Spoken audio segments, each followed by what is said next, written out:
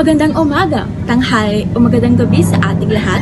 Ako nga pala si Grace M. Garcia at ngayong araw na ito ay may i-interviewin tayong isang particular na tao patungkol sa Bagyong Tino. Sana ay maunawaan, maintindihan at maisaisip nyo ang kanyang mga sagot sa bidyong ito. Itong particular na tao na ito ay kasama kong lumaki dito sa Pagutlan, Maslog, Danao City. Ito ay isang kaibigan, kapitbahay at kababata. Bago po tayo magsimula, nais ko po munang ibahagi sa inyo ang lugar na kung saan ay nabiktima kami ng Bagyong Tino. Laking pasasalamat ko sa Diyos na hindi kami napasukan ng baha o tubig. Hindi katulad ng aking mga kapitbahay na nasalantaan ng bagyo. Magandang araw sa ating lahat, magandang araw sa inyo, Ginoo.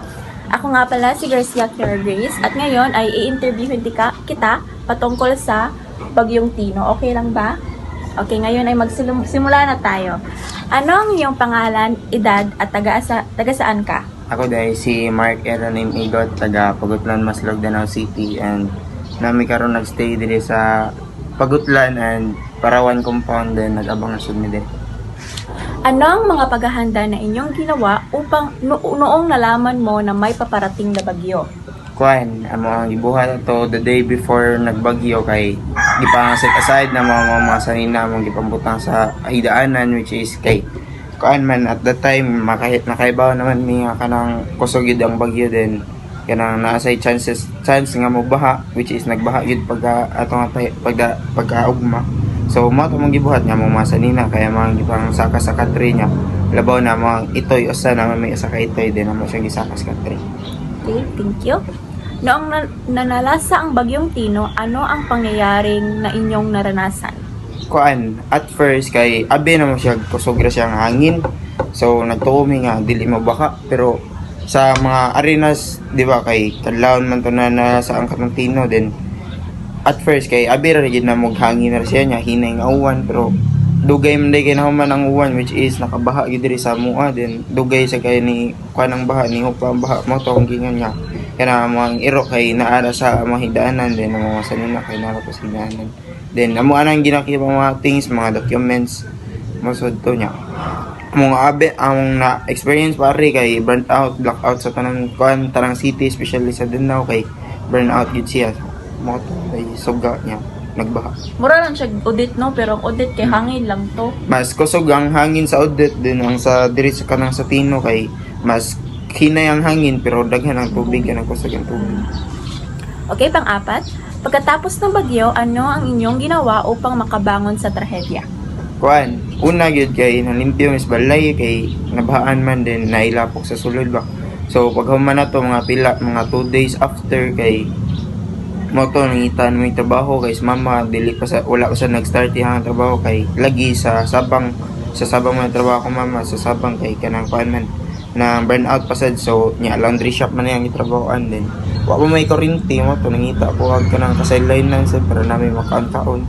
Nya ako nakita ang sideline kay kuan sad kanang sakto ra sad sa amo asad nya pangkaon ka lang matagadlo. Wow!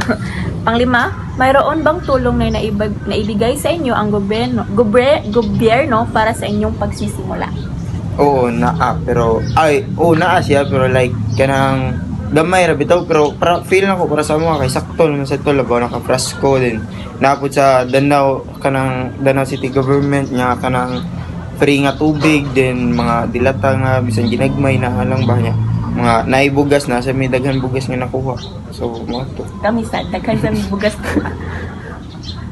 Pang-anim, ano ang mensahe mo sa mga taong nawalan ng mahal sa buhay at nawalan din ng bahay?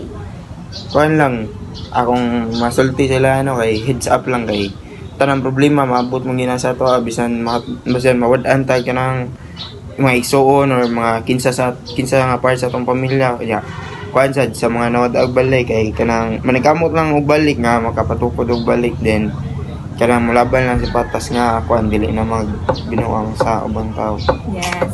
At panghuli, ano ang inyong aral na nakuha pagkatapos ng bagyo?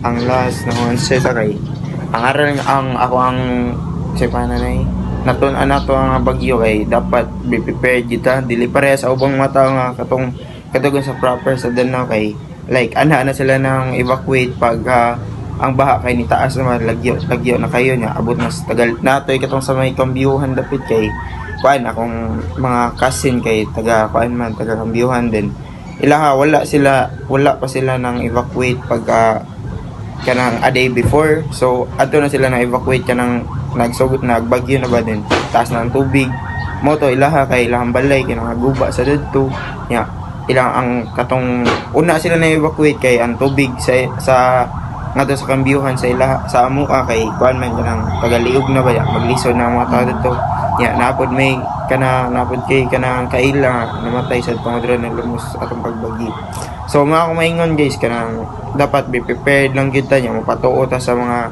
sorya sa atong labaw na sa ato ang government diri sa Danao nga like example ingnan mo nga kanang pa-evacuaton dapat may evacuate gyud daan dili magpagay guys ulo. Okay, thank you so much, Aaron. Thank you. Thank you, Aaron.